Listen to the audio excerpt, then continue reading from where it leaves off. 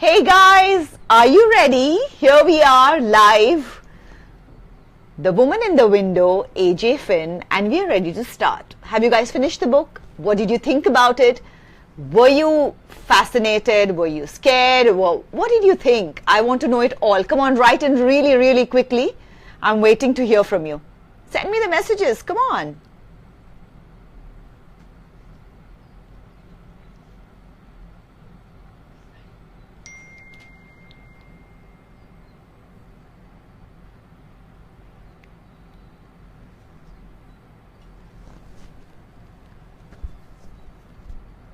So guys, tell me, what did you think of the book?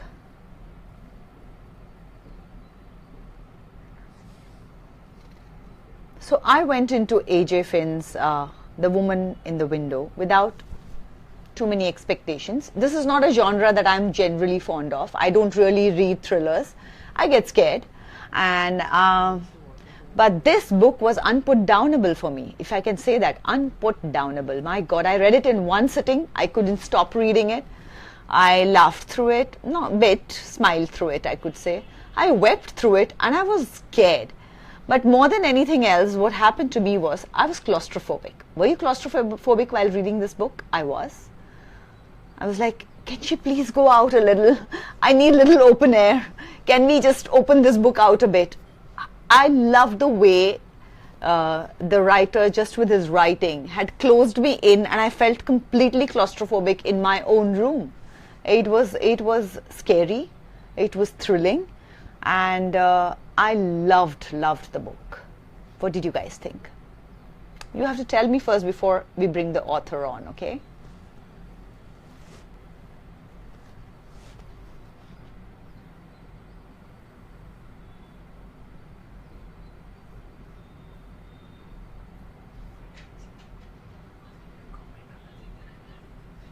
Come, let's tell us the comment. Can I go in and see what are the comments? Tell me what you guys thought about it.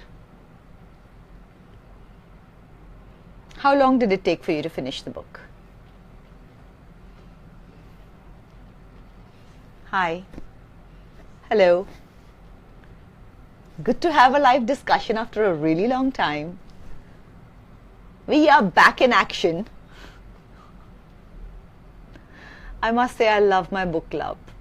It's such joy to come and discuss books with you guys.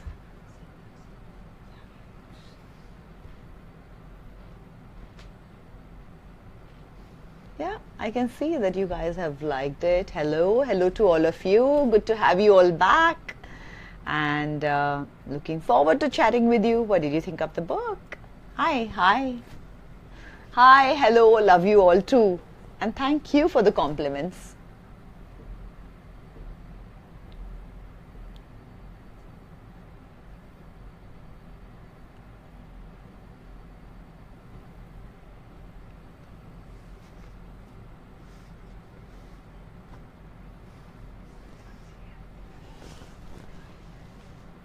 I have a question for all of you out there.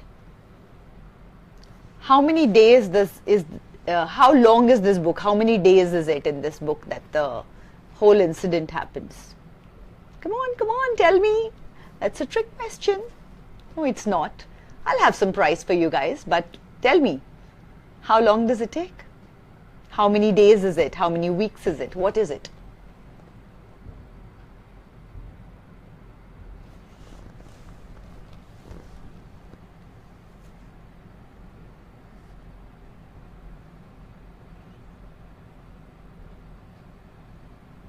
Yes.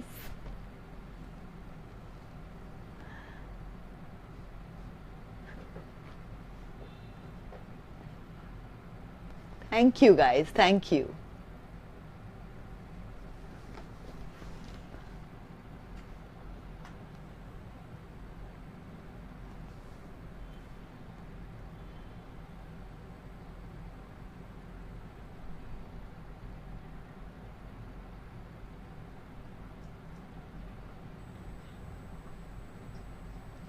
Are we ready? What are the questions?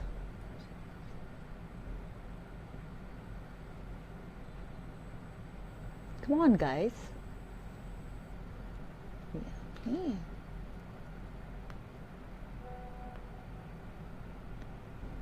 I completed in. Anshul says that he completed it in 5 days, and that too sitting in Crossword bookstore as was appearing for exams, and I did not purchase it as I was out of money. What are you saying? You mean you went to the bookstore every day and read bits of it? How could you survive? How could you survive going back and not knowing what is happening next? I couldn't put it down. And you had exams and you were reading a book. But I can understand. Reading books does that. You can't put it down. You want to read as much as you can. And how sweet. I have read my books like that when I was in college, and I would buy them second hand and just keep poring over them, and it was always a wonderful experience. Reading does that. But yeah.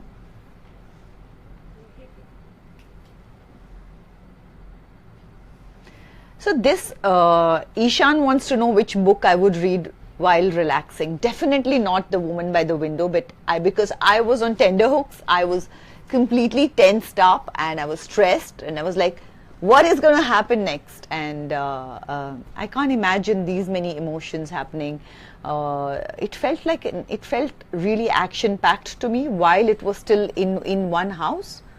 Right? I can't imagine. That's the power of the writing, I would say, because the writer has created that whole aura. He's put you in the box, and yet there's so much happening inside Anna Fox's head that, like I keep saying, I actually started feeling claustrophobic. So guys, are you ready to have a chat with the author? What do you think? Should we get him on? Anshul, what do you think? Ishan, do you have any questions for the author? Should we get him on? Hey! How are you? I can't hear you.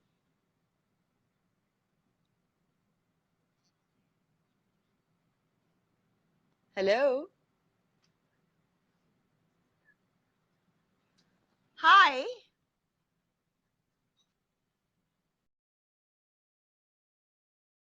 Can you hear me? Oops. Let's try this again.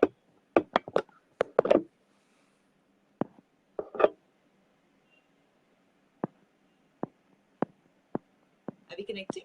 Yes. Somebody else has to say something. Tell me, what are the various? See, so many things being written. My God, that's a lot of messages.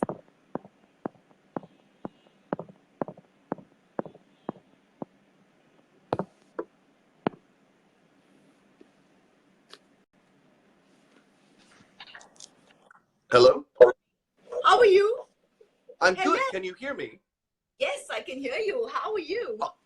Good. I'm so sorry for keeping you waiting. I don't understand Facebook at all. No, I have the problem. Oh, good. To my home. Oh, thank you. It's what have you been talking about for the past 10 minutes? So we've been talking about the book, and I've been getting a lot of, people have been commenting on the books. One of the reader, whose name is Anshul, told me that he read the book 5 days in a bookstore while his exams were on. He would go every day to the bookstore, read a bit of the book, and then leave. And I was like, how could you leave the book behind? And he was like, I did have the bookstore every day and read it, and I couldn't put it down. How did you write it? Thank you. Thank you, Sonali, so much. I'm sorry, what was your question? How did you get into this character, and how did you write this? Because I don't normally read thrillers, and the whole point of my book was that I would explore new genres, and I'm so glad I did, because I actually read this book and I couldn't put it down, and you actually made me feel claustrophobic. That was the idea. I'm pleased to hear it. So I started writing this book because in the summer of 2015, about 3 years ago, I was diagnosed with bipolar disorder.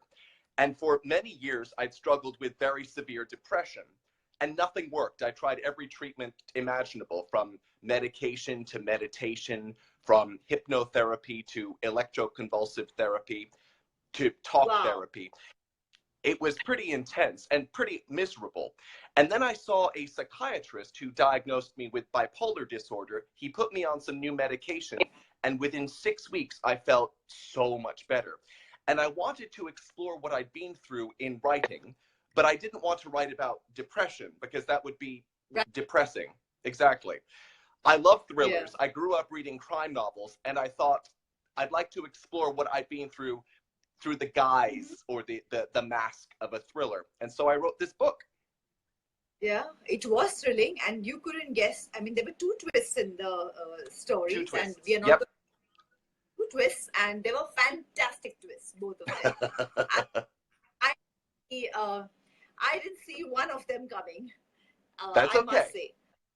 Yeah, That's okay. one by total surprise, and the other one I was like, is it or is it not? But I was not sure till the end, and the way it happened was, I've just jumped right into the book without even asking you all the other details, which I will get to. But that just shows you that the book really took me in, and I'm so pleased. Thank you for saying that. And I never heard about agoraphobia. yes, it's a real condition, and it shows itself in assorted ways, but classically, your classic person with agoraphobia is unable to set foot outside. And when I was struggling with depression, there were days or even weeks at a time when I felt unable to leave my bedroom, let alone my apartment. Oh, but It's, it was, for me, it was like learning. I learned about something, and I was like, my God, and how beautifully you've used it, and how beautifully you oh, used she was using the medications, what was it doing to her mind, and the inside of her mind was so fascinating. Anna Fox, I mean, this sort of aging, problems in her mind with all this yes. devil head. I never thought, but I actually fell in love with this character. I mean, look at the Good. amount of she was going through, the guilt, the depression. She was depressed, and the way she was Yep. dealing with it. I mean, it was amazing the way you had gotten into the head of a person and into that house, and everything was inside. There were these little boxes inside, and you were taking us right inside all the time. I was like, I need to breathe. Can I just step out a bit? And I breathe. How did you think of this? Well, one of the beauties of the psychological thriller genre, as opposed to serial killer thrillers or police procedurals, is that the action principally takes place inside the head. So if you're looking to explore a person's personality or a character's brain, the best way to do that is to write a psychological thriller, I find. I will say that I came up with the idea for the story one night when I was parked on my sofa right beside me watching Rear Window by Alfred Hitchcock. And then in my peripheral vision, I saw a light, and I can show you exactly what I saw. These townhouses across the street from me. One of them turned on a light, and I watched my neighbor. I spied on her. Most people would. And she wasn't doing anything interesting. She was just watching her TV. But behind me on my own TV, Rear Window was playing. And I thought, how funny that 60 years after that movie was made, I'm spying on my neighbors in New York, just as James Stewart did in the film. Right. I mean, we do love watching people. I mean, all of but at some point or the other, even if you don't want to admit it, we do it. Watching the neighbors. I think it's a primal instinct. We're probably programmed as humans to feel curious about our environments and about those who inhabit them, don't you think? Absolutely. So the way you've put that into the book with this woman who can't step out, but she's still so curious about the world outside. So in that zone, she's kind of vicariously living her life through the lives of neighbors. Very interesting. But like I said, the when you write a serial killer thriller, you have the action moves to various locations. Here you are in this house, literally one couch, one kitchen, one bedroom, and you barely make it to the roof barely. To do that, you just to go so much inside and be able to give so many things. I mean, how did it must have driven you crazy? Did you shut yourself up when you did it? What were you doing? I that's an excellent question. I was at my desk right here. This is where I wrote the book. And Okay. every Did so you like often I would need, shut the curtains? I would, I'd keep the curtains open because I wanted to make sure I could get a breath of fresh air. And every few hours, I would need to step outside, simply because although Anna lives in a large house, as you point out, she almost never leaves it. So I just Yeah. needed to get out. You said earlier that you liked her, that you fell in love with her a bit. Yeah. And I'm so pleased to hear that, Sonali, because so often in these novels, the central characters are not very likable. They're not very sympathetic. Now, Anna drinks way too much and she abuses prescription medication. but Medication. but she's got a pretty good reason for doing that. And we learn 2/3 of the way through the novel what that is. I think she's Absolutely. funny. I think she's educated and intelligent. And she cares about other people. Even though she can't go outside, she does go Yeah. on the internet to talk to fellow agoraphobes. So I think she's Yeah. a sympathetic character. And tries to help even while being inside the house. She's trying to help the world. Yes, And that, exactly. I mean, she has She's such a beautiful relationship with her cat. she It does. just The cat is pretty much her best friend. her character. Just make her so human and so lovable. Uh, the trick to making a human lovable character, I think, is to give her hobbies and habits. So often in suspense fiction, we get the sense that the characters would not exist outside this plot. They seem to exist solely to serve the story. Whereas Anna, in The Woman in the Window, watches old films. That's not important to the plot. She learns French online. That's not important to the plot. She likes to talk to fellow people on the internet and to play chess with them. Again, that's inessential. I think, like many of us, she has hobbies and habits, and that makes her relatable and accessible to us. But I must say that if I don't look at you, I would imagine that this would be a woman who would have written this book because there's so Mm. much. You really know women well. Uh, maybe I'm very in touch with my feminine side, but That my view is this. Whether I create a male character or a female character, that character is make-believe. I don't know how a woman thinks, but I also don't know how other men think. I know how I think. I Right. wanted to add, though, that very often in this genre, the women are referred to in the titles as girls.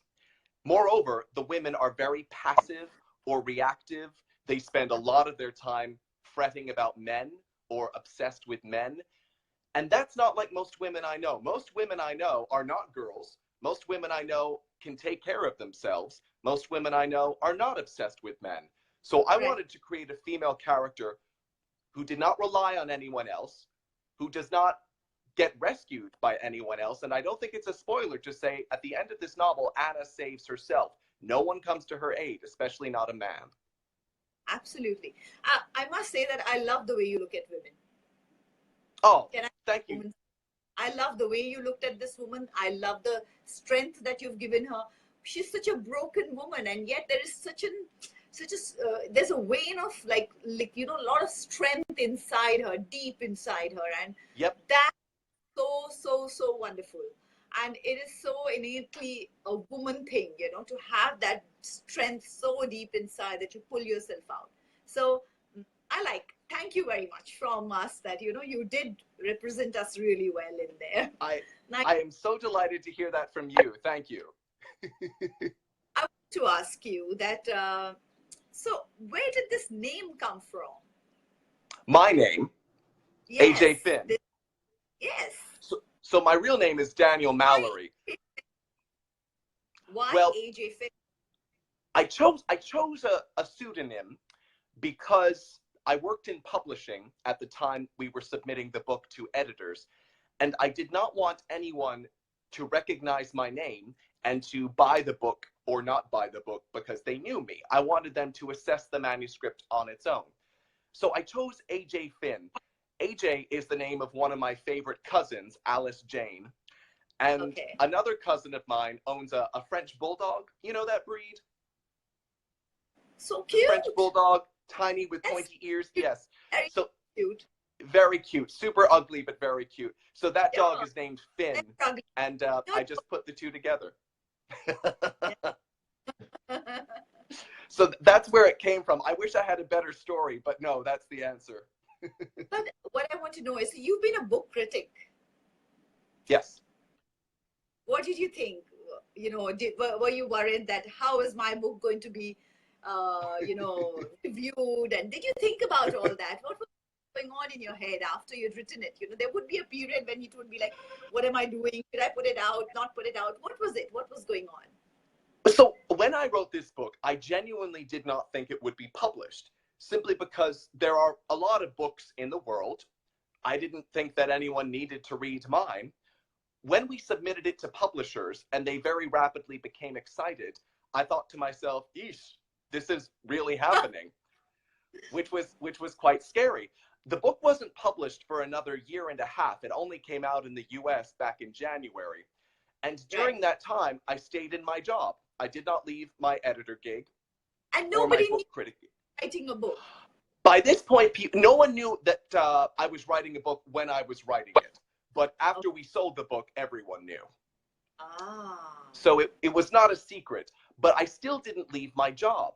Even though Okay. I was lucky enough to make a lot of money on this book, I've seen over the course of my career books bought for a lot of money, and then when it comes time to publish them, they disappear. So I thought, I don't want that to happen to me. I'm going to stick with my day job. And then a couple of weeks before the book came out, I thought to myself, you know what? This is probably going to work, and I need to concentrate on my writing. So I quit my day job, and here we are. That was a huge step to take. Congratulations. Yes.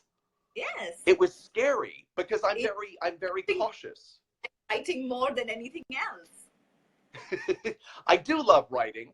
The problem, as I've learned with being an author, is that you actually don't spend that much time writing. You spend a lot of time promoting the book, and I love doing that. I love talking to journalists and to celebrities like you, but it's a lot of work. I hadn't realized that. No, but it's fun. I mean, we enjoy this part of your work. So, enjoyed the book tremendously. You're an editor too. You've been editing manuscripts. So did you edit your Yes. own book, or did you get somebody else to do it? That's a very good question. When I was writing the book, I sort of switched between my writer brain and my editor brain. So I would write a chapter, and then I would go back to the beginning and review it quite critically. And then I would move on. So I'd write a chapter, edit it, and put it behind me. The book, as you know, is composed of 100 chapters, very short, and I wrote them all in sequence, beginning to end. I do have an editor at my American publishing house and another editor at my British publishing house. So when it comes time to edit the next book, I'm sure they will have lots of ideas. But this first book was pretty much written as you read it. That was the version that publishers read. Day at a time, because the book goes day to day, kind of his own. So you've written it literally as the story In real unfolded. time. So Yes, did you exactly. know when it was, or was the ending a surprise to you too? I did know the ending. So a lot of readers have been surprised by the ending, which is great. I love it when readers are surprised. And for readers who weren't surprised, I would quote one of Hitchcock's favorite sayings. Hitchcock used to say that a bomb exploding beneath a table is surprise. A bomb ticking beneath a table is suspense. So even if you have an idea of a certain twist, you probably don't know how it happens or when it happens. Okay. So in creating this book, I did know how it would end. I've read far too many thrillers, and I'm sure you've read far too many books, where the ending is disappointing. Right. And that's unfortunate because the ending is, of course, the last thing you remember about a book. I wanted to create a memorable ending, an ending people would talk about and think about. And in fact, I wanted the whole book to appeal to people who don't typically read thrillers like you. Right. Absolutely. The book is very cinematic, actually. It's Yes. literally like, the visuals play right in front of your eyes. It's like watching a movie. Good. And the action sequence and everything towards the end. I'm an actor, so for me, it's an Yes. action sequence in my head when I'm looking at it. So for me, it was like a movie playing out. And I've heard that you do have a movie deal. Am I right? Yes, that's correct. So we sold the film rights to Fox before we sold any of the book rights. Fox got Oh. very excited about it.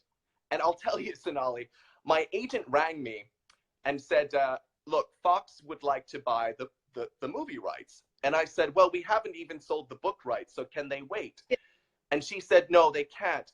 And I'm going to tell you what they've offered. And you have to say yes or no right here on the phone. And I said, oh, gosh, okay. What did they offer? And she said, they've offered $1 million. Do you want it? Huh. So I said, yes, I would like $1 million. Yes, please. So yes, just like that, the movie rights were sold. The book is being adapted for film by Scott Rudin, the producer. He won an Oscar for No Country for Old Men. He made The Girl with the Dragon Tattoo, The Social Network, The Grand Budapest Hotel. The screenwriter is a Pulitzer-winning playwright, and the director is Joe Wright, who made Darkest Hour, which just won Gary Oldman the Best Actor Oscar. I know. These are great filmmakers. This is a movie. That's fantastic. It's like a fairy tale from. It is a fairy tale. Critiquing books to editing them to working in a publishing house, to writing your own book and selling the movie rights. I know. You're totally right. Published. What more can you ask for? I cannot ask for a French bulldog. I want a French bulldog, but that's all I can ask for. Yes. Good comparison. But so what's next? I have another book I'm writing. It's a psychological thriller set in San Francisco. And in the meantime, I'm traveling the world. I get to go everywhere from Brazil to Estonia to Korea to New Zealand. India is not yet on the list, but I'm going to be harassing my publisher. I'm desperate to go. Indian cuisine is my favorite food. I love Indian writers. I've been obsessed with your country ever since I read a novel set there back in 1993. So I'm dying to come. I would love that. So please, it would be lovely if you would come. And we would be happy to have you over, and it would be fantastic. And maybe while you're promoting the movie, when the movie is out, we could do it then. That's a good idea. That's the one. That's a good idea. The book tour is always a book tour. It'll be great if you can, kind of when you're passing Korea, and you could come through India and then go back. It would be a good idea to do that. It's right there. I know. I think that would be amazing. I'll talk to my publishers about it. They know I'm dying to go. Yes. You do. I mean, you're going to have more and more fans here. This book is fantastic. You've been on the book club. I've got some questions from our book club members for you. Sure. And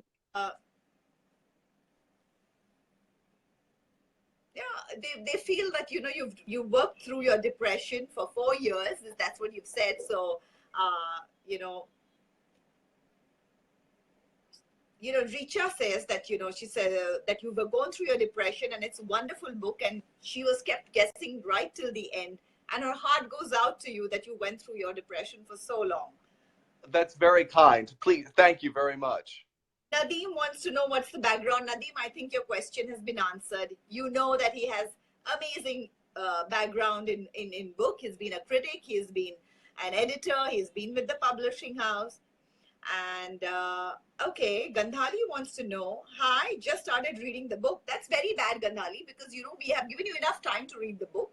And accountable. Can't wait to read it through and through. One question. How did you manage to describe people so well? Your descriptions of their features is very detailed and wonderful. Oh, what an interesting question. Well, from my window, which you saw earlier, I can see people as they walk by. No one is walking by right now. But when I was writing the book, I would take a break and I would look out the window and I would just watch them as they passed. And I'm very interested in people's faces. I don't actually have a good memory for faces. So when I do see someone's face, I like to focus on it, just like I like to know their name. I'm very interested in people's names and faces. So I think that's how I managed to do that in the book, just by staring at people, really. That's nice. That's nice. Gandhali, I hope you've got your answer. Shrishti wants to know, when you write a book so full of twists and turns, how Yep. does that work? Is everything uh, is everything pre-planned, or does some of it evolve as you write? That's a very good question. In this case, almost everything was planned in advance. As I said earlier, I was very keen to create a memorable ending. And as I see it, you can't get to the ending without first knowing the beginning and the middle. So I did know what would happen start to finish. In part, that's because before writing this book, I created the characters. I felt I knew them very well. And so I wanted to see how they would behave if they were brought into contact with each other. So the final manuscript does not differ at all from the outline. Wow, that's Wow. amazing. Shrishti, you have your answer. I don't know if you're comfortable with this, but Ishan wants to know that how do you, that would you mind sharing your struggle with the disorder? Oh, sure. So, although I was diagnosed with bipolar disorder 3 years ago, I actually struggled with severe depression for 15 years before that, since I was 21. I'm Wow, 38 now. A very long time. It was horrific, but believe it or not, it often takes that long for bipolar disorder to be diagnosed because it can be confused for a lot of other types of illness. In my case, I've got something called bipolar 2. Now, have you seen Homeland, the American TV show? yes, yes, Carrie in that show has bipolar disorder. absolutely. I've got a different kind. Hers is bipolar 1, where the highs are very high. In my case, the highs are not so high, but the lows are lower. Oh, So it's easy to mistake bipolar 2 with regular depression. All I can say is that I'm lucky enough to be pretty high functioning as far as depressed people go. I managed to hold down a job. I managed to do my doctorate at Oxford. I managed to live my life. The best thing about depression, and there aren't many good things about it, is that it gives you, or at least it gave me, a tremendous sense of empathy. I don't have many good qualities, but I do care a lot about other people. I think this is because for so long I felt so unhappy, and I thought, I hope no one else feels this bad. So now that I'm feeling much better, I tend to think about and care about other people a lot. And in a way, that makes it all worthwhile. I love being able to empathize with people. It makes me a better writer, but it also makes me a better person. you know, in India, the depression, as you said it, or you know, these kind of illnesses have not got that kind of. People don't know about them, and Yep. you know, they don't. They think, you know, They don't oh, talk what is about this them. so low about? Come on, get out of the funk. You know, is what you kind Yes. of say. And more and more people are talking about it, and my colleagues are talking about it, so that people get aware, because you find the pressure in today's day and age is so much. The students, the you know, in corporate jobs and everywhere, people are actually going through their entire lives without realizing that they've been Yes. depressed for so, and it's not considered an illness. So you know what you're saying, and why Ishan is asking is so important, that what you went through the struggle, that I hope any other member who's watching this and who's even feeling a little bit of it, you know, I just, guys, I just want to tell you that don't think of it as just, oh, I'm a little unhappy. No, why are you unhappy? Like, look at it, because this is what I would say new age illnesses, not really, but in certain ways our lifestyles are changing so much, and there's so much of loneliness, and we need to address it in a different way and acknowledge the fact that depression is an illness, and that you need help. You need to reach out, and you need to be given the help, and you need to reach out and tell people about it, so that you can be given that kind of help. So very, very important topic. Sorry, I have moved away from the book, but an extremely important No, topic, especially I'm with this. so, Yeah, we have so much pressure on the students when they do their yes. exams and everything, and you find so many of them going through depression, committing suicide because they can't deal with Yes. it, and it's so sad when they do that. So I- sorry for a I'm little. so glad you said this, Sanal. No. That is much more important than the book. I'm so glad you said that. And you're absolutely right to point out that when someone is depressed, it's not helpful to say to them, oh, come on, snap out of it, get better. Yeah. You wouldn't say that to someone with a broken leg. You wouldn't say Absolutely. that to someone with cancer. Depression is an illness. You can't Yeah. get better by yourself. And I do want to say, if anyone watching this looks at me and thinks, oh, he's a successful writer who overcame a real struggle, and if you're inspired by that, then I feel great. And that makes it all worthwhile. That's amazing. Do we have time for a couple of questions more? Of course. So, Richa wants to know, were you somewhat influenced with The Gone Girl and The Girl on the Train while writing this book? That's a very fair question. So these books are obviously enormously popular. I happen to love Gone Girl. It's one of my favorite books. When I was a student at Oxford, I wrote my doctoral thesis on an author named Patricia Highsmith, who wrote The Talented Mr. Ripley and Strangers on a Train. And although she was writing in the 50s, she helped pioneer the genre of psychological suspense. So when Gillian Flynn published Gone Girl, and later when Paula Hawkins published The Girl on the Train, I thought to myself, oh, great, people have discovered psychological suspense. This is what I studied at Oxford. The trouble was, Sonali, I didn't have a story. And I didn't want to write a novel just because the genre was popular. I waited until I had a real story to tell. So yes, I have been influenced by and encouraged by the success of those novels, but I like to think that mine stands on its own. It does. It's absolutely, absolutely does. So, yeah, so your next one, like you say, is a psychological thriller. Yep. But can you tell me something more about it? Other Sure, than the I fact can. that it's... Yes, absolutely. So the first novel, as you know, draws a lot of inspiration from classic cinema. This next novel draws a lot of inspiration from classic crime fiction like Agatha Christie and Sherlock Holmes. And instead of one female narrator, it features 3 female narrators, sort of like Big Little Lies. I'm very excited about it, and it will be available to readers, I think, at the end of 2019. That's interesting. Yep. That's looking forward to it. Oh, And thank what you, about Sonali. you, Daniel or AJ Finn? I answer to literally anything, but I would love it if you would call me Daniel, please. Daniel, thank you so much. You're my first international author on my book club, so you will always remain very, very, very special. Thank you so much for your time.